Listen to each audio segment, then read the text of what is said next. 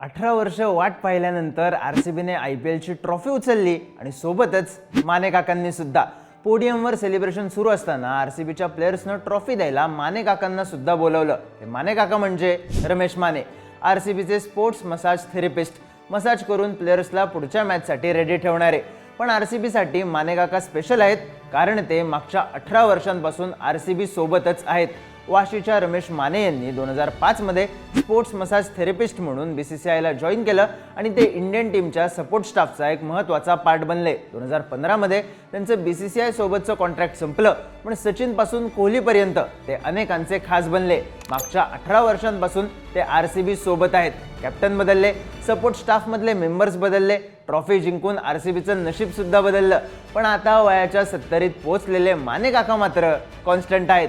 म्हणूनच आरसीबीच्या प्लेयर्सनं माने काकांना ट्रॉफी उचलायला बोलवलं आणि माने काकांच्या बुकमध्ये 2 वर्ल्ड कप, 1 चॅम्पियन्स ट्रॉफी नंतर IPL ट्रॉफी जमा झाली, त्यांच्या कष्टाचं आणि लॉयल्टीचं गिफ्ट म्हणून.